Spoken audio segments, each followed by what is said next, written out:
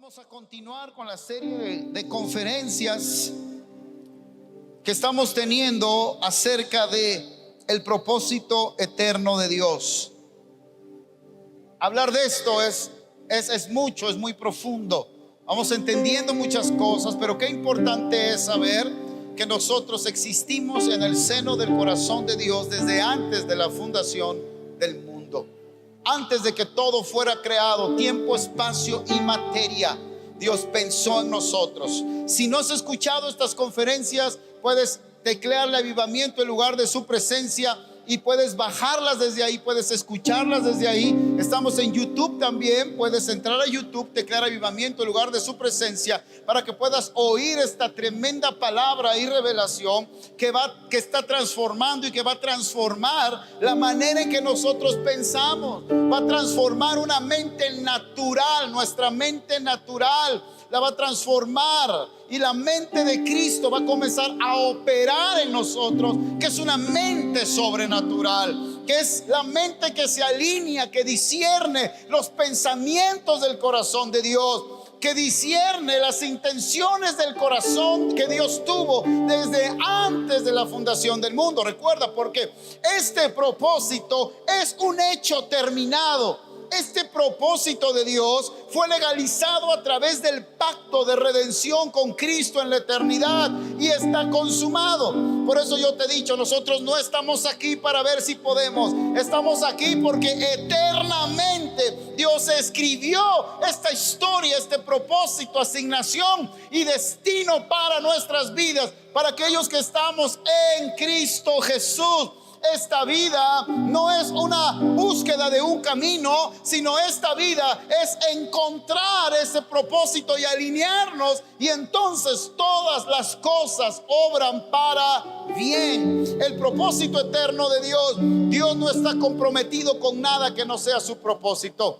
Dios no está comprometido con nada que no sea su propósito. Todo lo que está dentro de su propósito, Dios está comprometido. Dios hizo pacto eterno consigo mismo. Dios hizo un pacto eterno con el Hijo, y el Hijo hizo un pacto eterno con su iglesia, tú y yo. Así que mientras estemos alineados al propósito eterno, mientras estemos caminando en este pacto eterno, vamos a ver la expresión de la gloria de Dios.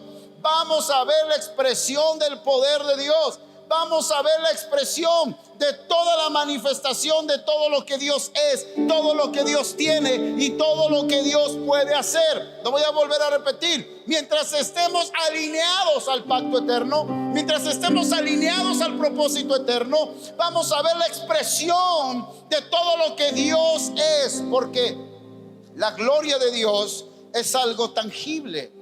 La gloria de Dios es algo que podemos nosotros observar. La gloria de Dios es algo que nosotros podemos ver. La gloria de Dios es su manifestación visible de todo lo que Él es, de todo lo que Él tiene, de todo lo que Él puede hacer. Y eso va a suceder mientras nosotros estemos alineados al propósito eterno de Dios, alineados a su voluntad. Yo les he dicho, con Dios no es, Señor, bendice mis planes. Muchos dicen, dile al Señor que bendiga tus planes. Incluye a Dios en tus planes. Eso no es bíblico, mis amados. Yo no incluyo a Dios en mis planes. Dios me incluyó a mí en los suyos. Él me incluyó a mí en sus planes. Yo no voy a incluir a Dios en mis planes, porque mis planes son malos. Los planes del hombre son pésimos. El hombre ha demostrado en los miles de años que ha estado sobre de la tierra que él no puede dirigir ni gobernar su propia vida. Lo único que acarrea el hombre cuando trata de dirigir su propia vida es dolor, es angustia, es sufrimiento. Por eso el único que es capaz de gobernar y dirigir nuestras vidas es Dios. Entonces nosotros no estamos aquí en la tierra para incluirlo en nuestros planes. Estamos aquí en la tierra porque Él nos incluyó en su plan eterno, porque Él nos incluyó en su propósito eterno. ¿Y cuántos dan gracias a Dios por esto? ¿Cuántos dan gracias a Dios por esto? Yo estoy incluido. Yo soy parte de un propósito glorioso, maravilloso, que trasciende esta eternidad, que trasciende esta vida, y que Dios preparó de antemano, que Dios lo detalló específicamente. Cada cosa, cada parte fue creada, fue pensada. Tú fuiste pensado, diseñado, cada parte, cada camino que Dios diseñó para nosotros fue pensado y diseñado de una manera extraordinaria. Por eso me conviene estar en este pacto eterno. Qué conveniente es para mí. Gracias a Dios por eso. Hace 15 días nosotros hablamos y dijimos que el sueño de Dios en este propósito eterno fue tener una familia. Fue tener una familia, fue tener hijos, fue tener una esposa, fue tener una familia desde la eternidad. Por eso es que dice Génesis capítulo 1 que Adán puso nombre a todos los animales del campo, pero no se halló ayuda idónea para él. No había alguien de la misma naturaleza que Adán, no existía.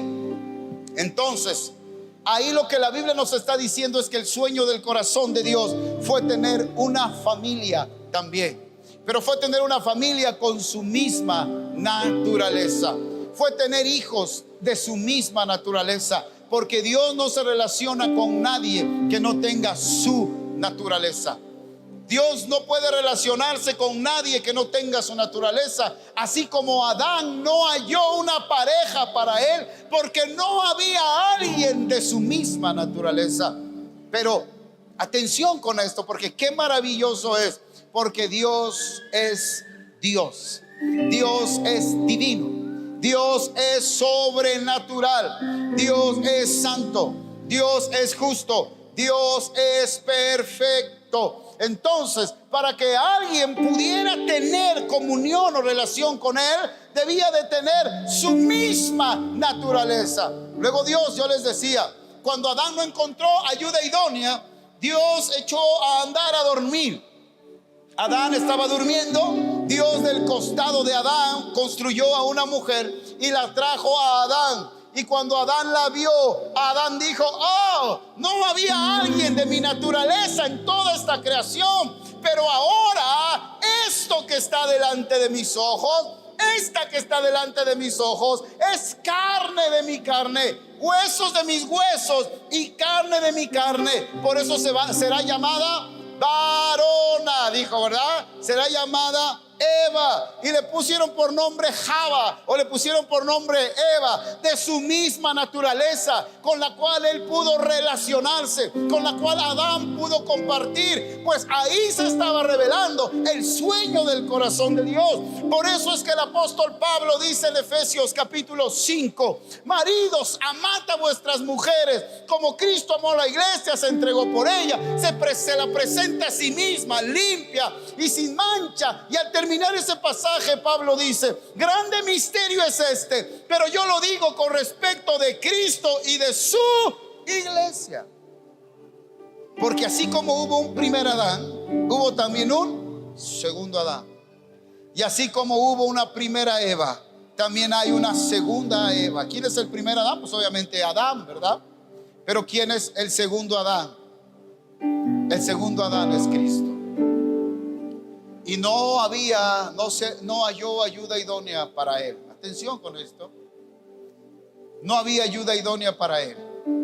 Hasta que en la cruz del Calvario, él murió en la cruz. El soldado metió la lanza ¿en dónde? En su costado. Y de su costado brotó. ¿Qué brotó? Agua y sangre. ¿Y sabes por qué? Porque Dios de su costado construyó a una segunda Eva espiritual. Y esa segunda Eva se llama iglesia. Iglesia. Porque tú y yo, ya lo vimos, estoy haciendo un pequeño resumen. Tú y yo, dice la Biblia, que hemos sido hechos participantes de la naturaleza divina. Wow. Entonces Adán dijo: esta es carne de mi carne y hueso de mis huesos. Entonces la iglesia, Cristo mismo puede decir: ella es carne de mi carne y hueso de mis huesos. ¿Y sabes por qué? Porque Él nos hizo engendrar y nos hizo nacer de nuevo a una naturaleza justa, a una naturaleza perfecta, a una naturaleza limpia y sin mancha. Él nos hizo nacer de nuevo. Fuimos engendrados por el Espíritu Santo. ¿Ahora qué somos? Nueva criatura. Tisis kainos, nueva criatura. ¿Qué es una nueva criatura? Es aquella que ha sido engendrada por el poder del Espíritu Santo. Es una nueva creación y comparte la misma naturaleza que la naturaleza de Cristo. Una naturaleza santa, una naturaleza justa, una naturaleza perfecta. ¿Dónde se encuentra esa naturaleza? En nuestro espíritu. Si tú has nacido de nuevo, tú eres como Cristo es. Porque el Padre quiso tener hijos. Y dice el autor de Hebreos: por lo tanto, Cristo no se avergüenza de llamarnos hermanos, porque fuimos engendrados a su semejanza. Fuimos engendrados tal y como es Él. Por eso somos una nueva creación. Por eso es que tú no, si tú eres hijo de Dios y has nacido de nuevo, nunca vas a ser más perfecto de lo que eres ahora. Nunca vas a ser más santo de lo que eres ahora. Nunca vas a ser más justo de lo que eres ahora. Nunca lo serás. Ya lo somos en Cristo Jesús. Hemos sido hechos participantes de la naturaleza divina. Si no, tú y yo no podríamos hoy ni siquiera sentarnos aquí. Sería como en el Antiguo Testamento. Ellos no podían acercarse a Dios. Es más, en el monte Sinaí, cuando Dios se manifestó a la nación de Israel, el monte humeaba, temblaba, la voz de Dios se oía en los cielos, retumbaban los cielos, y todo el pueblo le dijo a Moisés: Moisés, nosotros no nos vamos a acercar, ni siquiera acercar a Dios, para que no muramos, pero tú habla con Dios. Moisés era el que subía a la presencia de Dios. 40 días y 40 noches estuvo Moisés en la presencia de Dios en la nube, y Josué estuvo a su lado, pero todo el pueblo, había una línea que los separaba de Dios. Porque en todo el Antiguo Testamento no había nadie como Cristo. En todo el Antiguo Testamento no hubo nadie como Cristo. Pero una vez que Cristo vino, todos los que nacemos de nuevo somos iguales a Él en espíritu. Somos iguales a Él en espíritu. ¿Cuántos dan gracias a Dios por esto? ¿Cuántos dan gracias a Dios por esto? Nadie. No hay justo ni aun uno. No hay bueno ni aun uno. Todos se descarriaron, todos se desviaron. Por eso yo les decía que todos aquellos que no están en Cristo, solemos decir que Dios nos ama a todos, que todos somos hijos de Dios y que Dios nos ama a todos. Yo les decía, Jesús, la Biblia dice, Proverbios dice que Dios está airado con el impío todo el tiempo. ¿Dios está qué? Airado con el impío todo el tiempo. Pero Dios a sus hijos los ama con un amor complaciente. Tenemos una nueva naturaleza. Por eso ahora no solamente nosotros podemos acercarnos a Él, yo les he dicho, sino que ahora Él vive ¿dónde? En nosotros. ¿Acaso ustedes ignoran que son templo del Espíritu Santo? Porque ahora nuestro espíritu ha sido constituido como el Espíritu de Cristo. Por eso ahora dentro de nosotros, en esta cavidad que no se puede ver, que está en nosotros, que se llama espíritu, ahí mora el Espíritu Santo de Dios. Ahí está toda la presencia de Dios. Ahí está toda la gloria de Dios. Por eso es que en el Antiguo Testamento ellos pedían ver la gloria de Dios. Ellos pedían visitación de la gloria de Dios. Ellos decían: Dios, visítanos. Ellos oraban y decían: Dios, visítanos. Pero ahora nosotros no oramos: Dios, visítanos, porque Él ya nos habitó. Él mora dentro de nosotros. Y Él no se puede relacionar. Él no se relacionó con nadie en el Antiguo Testamento que no tuviera su naturaleza. Ahora Él se relaciona con nosotros porque somos sus hijos amados. Somos hijos engendrados por el Espíritu Santo. Ahora somos una iglesia, somos la novia de Dios. Por eso Él está en medio de nosotros. ¿O no acaso Jesús dijo: donde están 2 o 3 reunidos en mi nombre, yo ¿Qué dijo? ¿Yo qué? Estoy en medio de ellos. Ahora atención con lo que voy a decir, porque hay muchas cosas que de ahora en adelante vamos a comenzar a entender, y todo el cambio que hubo del Antiguo al Nuevo Testamento. No dice, si me adoran voy a estar con ellos, o así dijo, ¿verdad? Dijo, donde están 2 o 3 reunidos en mi nombre, si me adoran voy a estar con ellos. No, ¿qué dijo? Donde estén 2 o 3 reunidos en mi nombre, yo estaré con ellos. ¿Qué es? Es una promesa de Dios. Yo le pregunto a algún esposo aquí, cuando tu esposa te cierra un ojo, ¿qué haces? Voy al médico porque me pegó fuerte, vas a decir.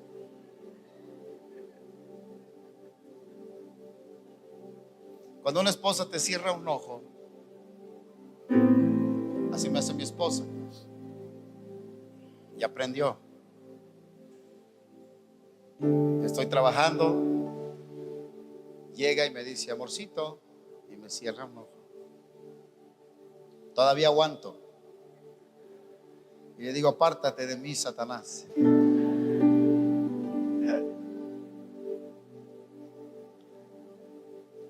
Pero como ve que no tuvo éxito, pues se da otra vuelta.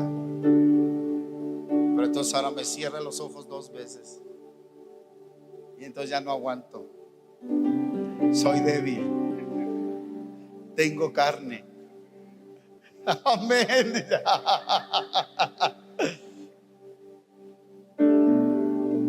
Tú eres la esposa de Dios.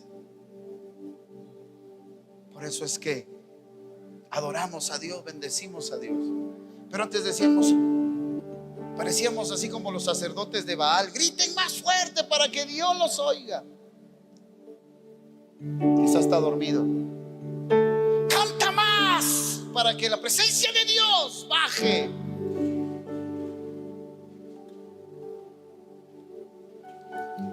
Cuando la presencia de Dios camina contigo, está contigo, está en ti.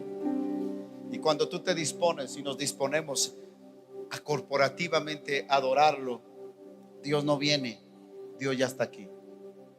Es más, Dios llega contigo, Dios está aquí y se deleita en su esposa, en su novia, en su amada, en sus hijos. Él se deleita de una manera extraordinaria. ¿Alguien dice amén? Dale un aplauso fuerte al Rey. Pero mira, no solamente eso, sino que cuando dice que somos participantes de la naturaleza divina, es porque Él nos hizo parte de su propósito eterno y glorioso. Él nos ha llamado, ¿sabes qué? A rendir a sus pies, no solamente a todo Oaxaca, no solamente a todo México, no solamente al mundo entero, sino a todo lo que Él ha creado. Tenemos un propósito, una asignación gloriosa que ni siquiera entendemos. Estamos en pañales, que estamos comprendiendo todo lo que significa ser parte de la naturaleza divina, todo lo que significa ser parte de este propósito eterno y glorioso.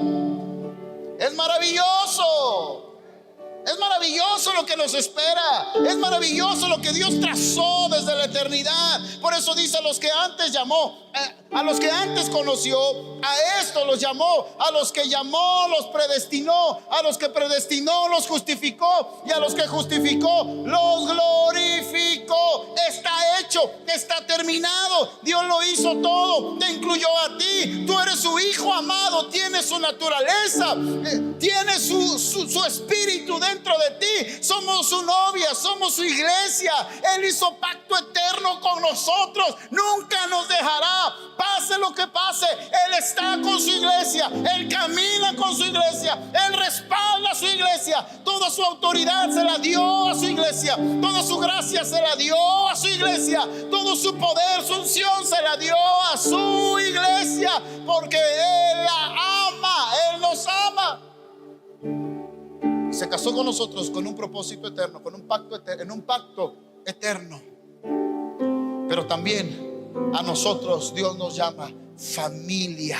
¿Cómo nos llama? Familia. Y como padre de familia, Él guía su casa pero de repente hay hijos medios RBDs, ¿verdad? Él es papá, él cuida su casa, él guía su casa, él instruye a sus hijos, él ama a sus hijos, él tiene una visión para su casa, para su familia. ¿Cuántos padres de los que están aquí tienen una visión para su casa? Yo tengo una visión para mi casa. Y cada día que pasa yo velo para que eso se cumpla.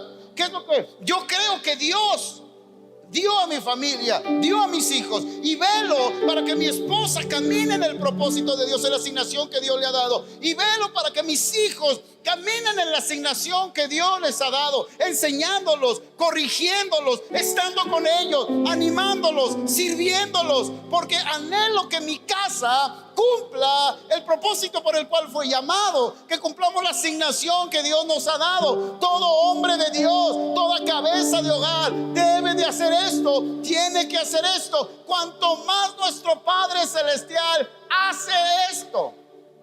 Yo les he dicho que este propósito eterno, que es para la gloria de Dios, tiene dos caras. Es como una moneda que tiene dos caras, ¿verdad? Tiene águila y tiene sol.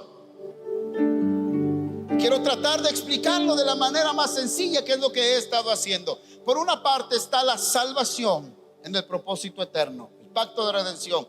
La salvación, Él quitó toda nuestra culpa, Él pagó todo lo que nosotros debíamos, porque la paga del pecado es muerte. Él lo pagó todo.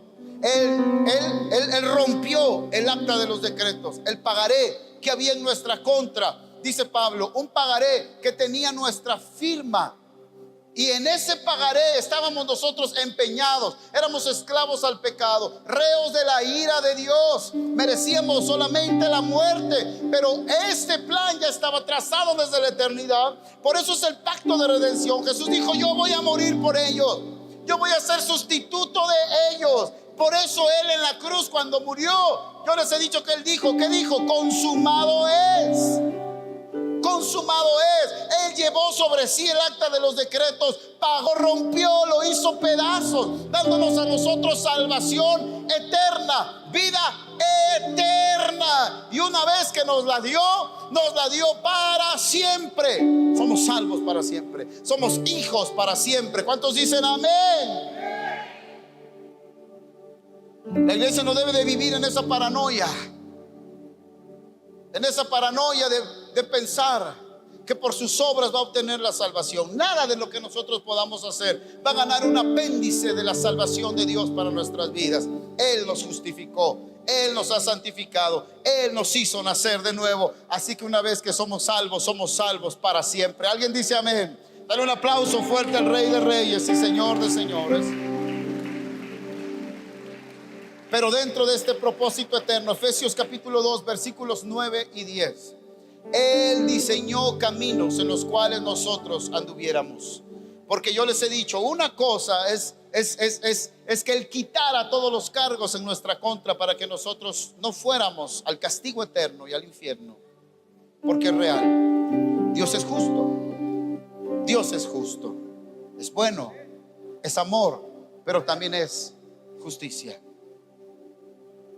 Pero dentro de esta salvación maravillosa, también Dios nos dio una asignación. ¿Una qué? Asignación. ¿Qué es la asignación? Un camino, una tarea, un trabajo en específico. Y nos dio dones y habilidades junto con esa asignación que Él nos ha dado, porque Él no nos mandó sin fusil a la guerra. Todo lo que tú necesitas para cumplir con la asignación que Dios te ha dado, Dios ya te lo dio. ¿Dónde lo tienes? Aquí adentro.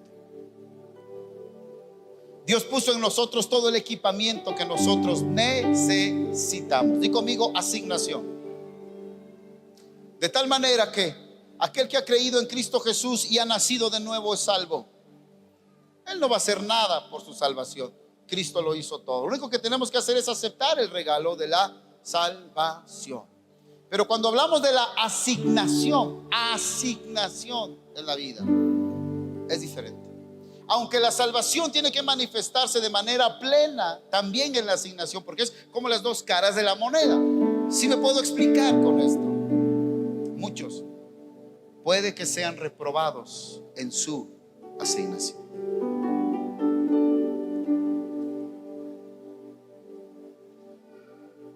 Muchos puede que sean reprobados en su asignación. Salvos por gracia y solo por gracia, pero reprobados en su asignación. Y aquí quiero que nos detengamos un momento en esta parte. Tenemos dos ejemplos en la Biblia. Uno de ellos fue Saúl y el otro de ellos fue Sansón. Saúl y Sansón. A mí me encanta la historia de Saúl. Un día alguien me preguntó: pastor, ¿Saúl fue salvo o no fue salvo? Le dije: claro que fue salvo. Samuel le dijo: mañana vas a estar conmigo. Antes, los que morían iban abajo de la tierra al seno de Abraham. Era el lugar de los justos. En una cuarta dimensión está el seno de Abraham. Ahora está vacío el lugar. Abajo en la tierra, en una cuarta dimensión, está el abismo, está el Tártaros, está lo que la Biblia llama infierno, y también estaba el seno de Abraham. Y los que morían, los justos del Antiguo Testamento, iban al seno de Abraham. Iban allá, todos los justos. Y cuando Saúl fue a consultar a Samuel, Samuel le dijo: mañana tú vas a estar aquí conmigo. Ahí iban los justos del Antiguo Testamento. ¿Saúl fue salvo? Claro que Saúl fue salvo. ¿Sansón fue salvo? Claro que Sansón fue salvo. Pero cuando tú estudias la vida de Saúl y la vida de Sansón, encontramos una vida de necedad. Dios escogió a Saúl. La asignación de Saúl era ser rey de Israel, y Dios lo escogió. Dios lo hizo rey de Israel. El pueblo pidió rey. Danos un rey, le dijeron a Samuel. Era el plan de Dios. Y entonces Dios escogió ¿a quién? A Saúl. Lo puso por rey. Saúl comenzó a hacer las cosas muy bien. Él obedeció a Dios. Lo único que Dios quería es que Saúl cumpliera con la asignación que Dios tenía para él. Era todo lo que Saúl tenía que hacer. Dios estaba con él. Dios iba a las guerras con él. Dios salía con él. Dios regresaba con él. La unción de Dios vino sobre el rey Saúl. Él ganó muchas batallas. Comenzó a hacer las cosas bien en la asignación. Lo que quiero decir es: Saúl ya era salvo porque fue escogido por Dios. ¿Vamos bien hasta acá? Pero ahora Dios le dijo: yo te salvé para esto. ¿Para qué Dios te incluyó en el propósito eterno? ¿Para qué Dios te salvó? ¿Por qué Cristo murió en la cruz? Para darnos, para regresarnos, para alinearnos a su propósito nuevamente. Así que Dios escogió a Saúl. Pero pronto Saúl comenzó a desobedecer a Dios. Pronto Saúl comenzó a actuar según sus propias opiniones.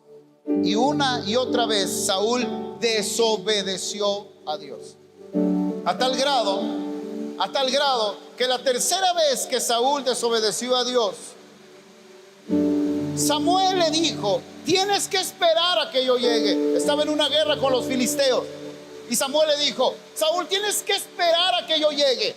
Una vez que yo llegue, yo como sacerdote ofrezco el sacrificio, ustedes van a la guerra y Dios les va a dar la victoria. Eso es todo. ¿Qué tenía que hacer Saúl? Obedecer, esperar, confiar. Pero ¿qué fue lo que hizo? Se desesperó. Las circunstancias lo comenzaron a desesperar y Samuel no llegaba. Samuel le dio un día, le dijo: tal día voy a llegar, me esperas. Pero resultó que llegó el día y Samuel no llegó. Dios estaba probando el corazón de Saúl, así como Dios prueba el corazón de sus hijos también. Dios tiene que probar nuestros corazones, afianzar nuestra fe en Él, que puedas creer que Dios va a hacer lo que Él dijo que Él iba a hacer. Así que Samuel no llegó y Saúl se desesperó más. Y al ver que Samuel no llegaba, ¿qué fue lo que hizo Saúl? Dijo: tráiganme el sacrificio. Le llevaron el sacrificio. Él ofreció el sacrificio. Y cuando estaba ofreciendo el sacrificio, llega Samuel. Llega Samuel. Samuel ve lo que está pasando. Y entonces le dice a Saúl: ¿qué has hecho, Saúl? ¿Qué estás haciendo? Yo no te dije que hicieras esto. Dios no dijo que hicieras esto. ¿Qué fue lo que Dios te dijo que hicieras? Y entonces Saúl comenzó a dar sus excusas. Es que el pueblo me presionaba. Es que los filisteos, mira cómo están. Y para acabarla de amolar, o sea, Samuel tenía la culpa. Tú no llegaste el día acordado, en el tiempo acordado. Por eso yo ofrecí el sacrificio. Y entonces le dice Samuel: Saúl, como un loco te has portado.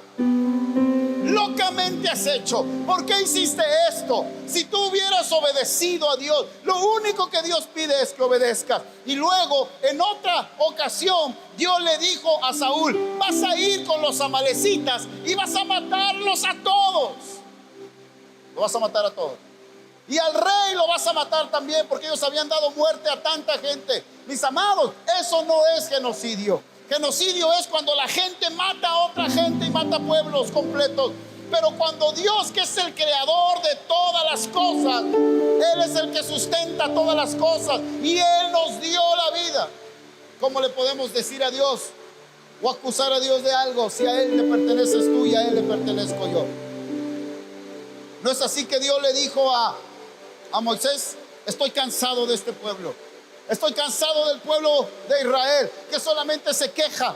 Estoy cansado de la nación de Israel. Hasta aquí ya me tienen con sus comportamientos.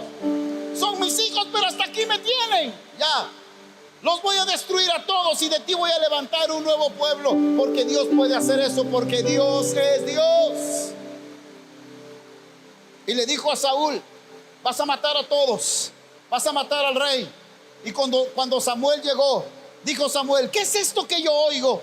Escucho a las ovejas, escucho a los animales. Y luego ve al rey Agag, que está vivo, que está ahí. Y le dice a Saúl: ¿por qué no hiciste lo que Dios te pidió? ¿Por qué no cumples tu asignación? Como dice el libro de Hebreos, ¿por qué descuidas una salvación tan grande? La salvación que Dios te dio, el propósito de Dios es maravilloso. No lo descuides. Tenemos que hacer lo que tenemos que hacer. Dice Pablo: no se deslicen como lo hizo el pueblo de Israel. Yo te decía, toda una generación murió en el desierto. El propósito no era que murieran en el desierto. ¿Cuál era el plan? Que ellos llegaran a la tierra de promesa. Pero ¿por qué no llegaron a la tierra de promesa? Porque ellos no cuidaron lo que Dios les había dado. No cuidaron su corazón. No cumplieron su asignación. Por eso perecieron en el desierto. De tal manera que la vida de Saúl fue de desobediencia en desobediencia, hasta que en esta ocasión que él ofrece el sacrificio, llega Samuel y le dice: locamente has hecho, Saúl. Si tú no hubieras hecho esto, Dios hubiera confirmado tu reino para siempre. Y tú hubieras sido rey en Israel. Y se hubiera firmado tu reino para siempre. Pero ahora Dios te ha quitado el reino. Y se lo ha dado a alguien mejor que tú. Yo les pregunto, ¿David fue un plan B para Dios? Dijo: oh, me falló mi Saúl. El que sí estaba llorando por Saúl era Samuel. De tal manera que Dios le dijo a Samuel: ya, Samuel, deja de llorar por Saúl. Tuvo su oportunidad. Así yo lo incluí en el propósito eterno. Y miren qué tremendo es eso. Porque yo he conocido a tanta gente que ha sido incluida en el propósito eterno, pero por no cuidar la salvación que Dios le dio, por no entender la asignación que Dios le dio. Y cuando digo cuidar la salvación, no me refiero a que pueda perder la salvación de no estar en el cielo con Dios, sino me refiero a la asignación. Espero que se entienda. Porque la salvación, el juicio, la ira de Dios se nos es quitada y jamás Dios vuelve a irarse con nosotros, porque hemos sido salvos por Él. Pero la asignación sí. Y si por la asignación decimos salvación también, entonces entendemos lo que Hebreos dice: no descuides una salvación tan grande. ¿Vamos bien hasta ahí? Si vas entendiendo, levanta tu mano. Eso. No descuides una salvación tan grande. Ese día Saúl se privó a sí mismo y privó a todos sus hijos de la asignación que Dios les había dado. ¿David fue un plan B? No. Dios, en su conocimiento previo desde antes de la fundación del mundo, ya sabía lo que Saúl iba a hacer. Dios ya lo sabía. Mas sin embargo, Dios lo escogió, Dios lo llamó, Dios lo incluyó en su propósito eterno. Pero eternamente Dios ya sabía que Saúl se iba a desechar a sí mismo. A sí mismo. Y entonces el reino es quitado de Saúl.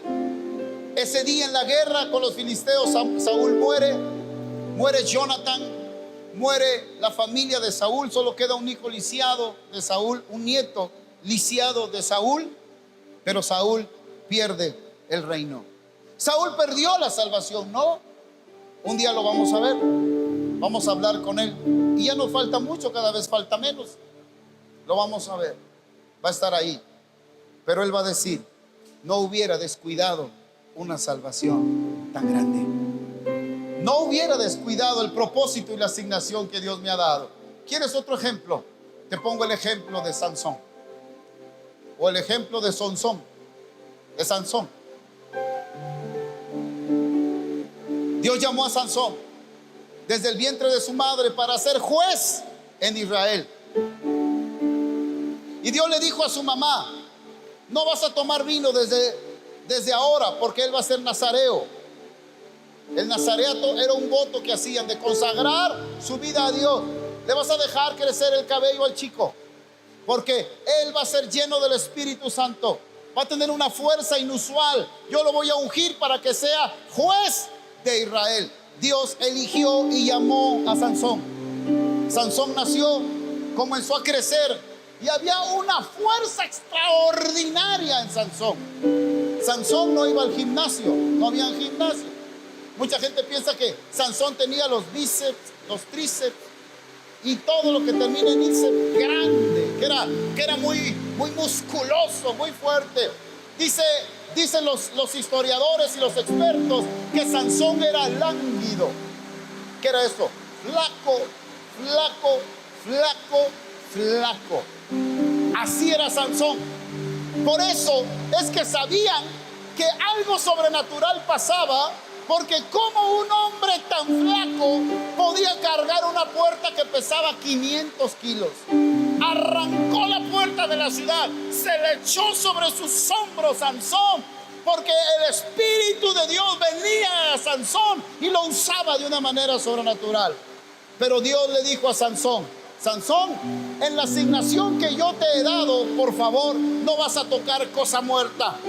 Sansón, no vas a ser un hombre inmoral. Sansón, no vas a hacer todo esto. ¿Y qué creen que Sansón hizo? Todo lo contrario a lo que Dios le dijo que hiciera. La vida de Sansón es un ejemplo de la gracia en el Antiguo Testamento. Porque Dios no mató a Sansón. Dios le dijo: no vas a tocar cosa muerta, y él toca cosa muerta. Hasta comió lo que estaba junto al león muerto. Hizo todo lo que no tenía que hacer. Lo hizo Sansón. Mas sin embargo, por la gracia de Dios, Dios usaba a Sansón. No te confundas. Dios a veces usa a hombres, pero eso no significa que verdaderamente estén caminando como Dios quiere en su asignación. Eso se llama gracia y la vemos desde el Antiguo Testamento. Y Dios usaba a Sansón. Dios llamó a Sansón para traer juicio a los filisteos. Sansón mató a muchos filisteos, pero ¿sabes cómo terminó Sansón? ¿Sabes cómo terminó? Ciego, atado en el templo del dios Dagón. ¿Sabes por qué? Por su necedad, por descuidar una asignación tan grande que Dios le había dado, por descuidar una salvación tan grande que Dios le había dado. Qué triste es la historia de Sansón. Aunque estando en el templo del dios Dagón, Sansón mató a más filisteos de los que había matado en toda su vida. Pero mi pregunta es: ¿tú crees que Sansón tenía que terminar de esa manera? Yo creo que no. Yo creo que no. Terminó ciego. Le comenzó a crecer el cabello. Los filisteos lo pusieron en el templo de su dios Dagón para burlarse de él. Y cuando su cabello comenzó a crecer, porque el Sansón fue liviano con la asignación que Dios le dio. ¿Te acuerdas? Tú sabes la historia de esta mujer. Tú sabes la historia de la filistea. ¿Cómo se llamaba la filistea? Dalila.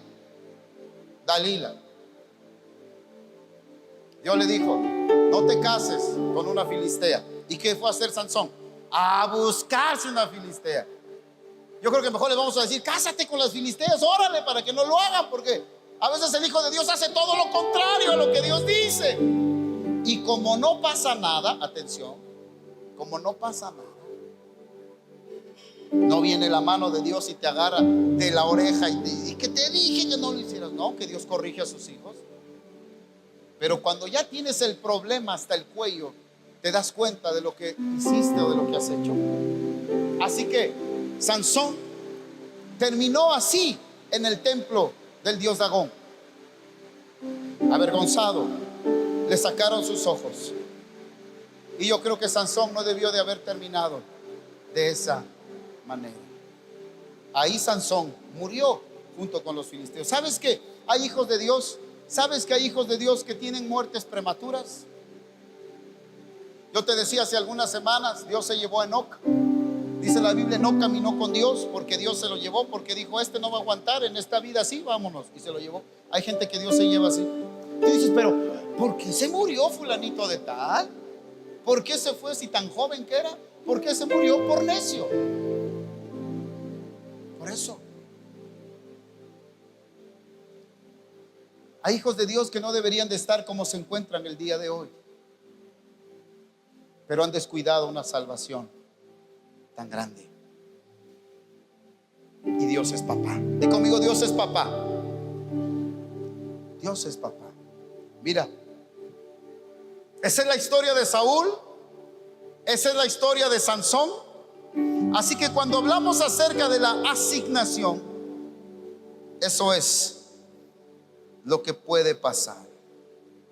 Este propósito, escucha esto, esta salvación tan grande, Dios la ha determinado para que parte de su operatividad o asignación funcione basado en el hombre como agente moral, ya que así será también su juicio o su recompensa. Quiero que me acompañes a leer estos pasajes. Hechos capítulo 2, versículo 22. Quiero que lo pongan en pantalla, por favor. Porque aunque tú y yo no hacemos nada en la salvación, puesto que vamos a leer adelante un pasaje donde dice que Dios pone el querer como el hacer en nuestros corazones también. Sí hay algo que nosotros tenemos que hacer. ¿Y sabes qué es eso? Simplemente hacer lo que Dios pide que se haga. No tenemos que hacer otra cosa más que obedecer a Dios, más que rendir nuestro corazón a Dios. Por eso yo les he dicho que Dios gobierna con los que Él gobierna. Dios gobierna con los que Él gobierna. Dios no va a gobernar con aquellos que no estén dispuestos a rendir su corazón a Dios, a responder a este propósito eterno de Dios. Lo único que tú y yo tenemos que hacer es responder a este propósito de Dios. Proverbios 19:21, por favor. Primero, Proverbios 19:21. Mira lo que dice: muchos pensamientos hay en el corazón del hombre. Muchos pensamientos hay en el corazón del hombre, mas el consejo de Dios permanecerá. Mas el consejo de Dios permanecerá. Yo quiero que sepas algo: lo que Dios ha dispuesto desde la eternidad, Dios lo va a cumplir. Es imposible que no se cumpla. El hombre no puede frustrar los planes de Dios, porque Dios los escribió desde la eternidad. Y aunque Dios nos incluyó en ese plan, fíjate lo que te voy a decir: Dios los va a cumplir con nosotros o sin nosotros. Dios los va a cumplir contigo o sin ti. Pero Dios te incluyó ahí. Dios me incluyó a mí, Dios me dio una nueva naturaleza, Dios me hizo nacer de nuevo, Dios me hizo su hijo, Dios me hizo su habitación, Dios me dio su unción, Dios me ha dado su poder, Dios me ha dado su gracia, Dios me ha dado su favor, Dios me dio todo lo que yo necesito. Pero solo necesito yo algo: rendir mi corazón a Dios, querer que Dios cumpla su propósito en mi vida, su asignación en mi vida, para que no me pase lo que le pasó a Saúl, para que no me pase lo que le pasó a Sansón, para que, como dice Proverbios 4:18, la senda del justo sea como la luz de la aurora, que ven aumento y en aumento hasta que el día es perfecto. Entonces, de tal manera que muchos son los pensamientos del hombre, pero el consejo de Dios permanecerá. Dios no falla. Por eso tú estás seguro en Dios. Yo estoy seguro en Dios. Por eso yo estoy anclado en Él. Es imposible que si yo permanezco en Dios, yo no llegue al cumplimiento de los planes y propósitos de Dios. ¿Cuántos dicen amén? Mis amados, Dios no falla. Dios no falla. Dios no falla. Dios no falla. Por eso dice la Biblia: Dios no es hombre para que se arrepienta, Dios no es hombre para que mienta, ni hijo de hombre para que se arrepienta. Eso nos da seguridad eterna, confianza eterna, fe eterna, que en aquel que lo dijo, Él lo hará. ¿Alguien dice amén? Entonces no andes dudando por allá de Dios. No andes dudando si Dios te ama o no te ama, si Dios lo va a hacer contigo o no lo va a hacer, si Dios va a traer la salvación que dijo. Todas las promesas de Dios en Cristo son sí y amén. Todas las promesas de Dios en Cristo son sí y amén. Dios lo dijo, Dios lo va a hacer. ¿Qué es lo que tienes que hacer? Caminar, perseverar. Camina, persevera en la asignación que Dios te ha dado. Conéctate con el propósito eterno, porque la agenda de Dios sigue, los planes de Dios siguen. Y si tú no quieres, Dios va a decir: con permiso entonces, porque Dios ha preparado a alguien más que lo haga. Por eso no debes de dejar que nadie tome tu lugar. No tienes que dejar que nadie tome tu lugar. Es tu lugar, es tu asignación, es tu tiempo, es tu momento. Para eso Dios te ha llamado, para eso Dios me ha llamado a mí. Y yo no voy a dejar que nadie tome lo que Dios me ha dado a mí. Nunca, nunca. Voltea a ver al que tienes a la par y dile: este es tu momento, este es tu tiempo. Vamos, díselo. Y no es porque yo sea un profeta, sino porque la palabra de Dios lo dice. Él te conoció, Él te llamó, Él te predestinó, Él te justificó y Él te glorificó. Para eso naciste ahora, para eso estás en esta tierra, para cumplir con la asignación que Dios te ha dado, para expresar su gloria, para manifestar su gloria, para que nuestra generación conozca que Dios es el Señor, que Jesús es el Señor, para hacer proezas en su nombre. Para eso Él te capacitó, por eso Él nos ha hecho ministros competentes de este nuevo pacto. Para eso Él nos escogió, nos engendró, nos amó desde antes de la fundación del mundo. Este es tu tiempo, este es mi tiempo. Y no vaya a ser como la tsunamita. Creo que esta es palabra para alguien. Como la tsunamita, que el amado vino, tocó a la puerta para que ella le abriera, pero ella dijo: no puedo levantarme ahora, no puedo pararme ahora. Aunque era el amado metió su mano dentro de una rendija todavía para tratar de abrir y estar con ella. Pero ella no se levantó, no reaccionó, no entendió, no se dio cuenta que era su momento, que este era su momento. Y entonces, cuando el amado se fue, de repente ella se da cuenta de lo que había hecho. Se levanta corriendo, pero ya era tarde. Abre la puerta y va detrás del amado. Pero el amado se había ido. El amado se había ido. Este es tu momento. Este es tu tiempo.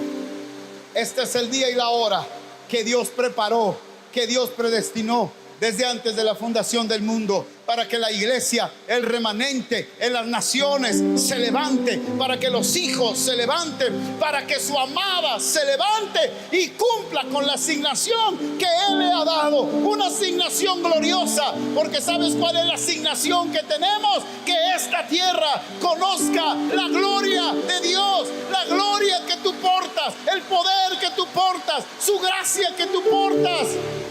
Ese es el propósito de Dios para este tiempo y para esta hora. Porque si tú no lo haces, si tú y yo no lo hacemos, créeme que siempre habrá alguien dispuesto a hacerlo.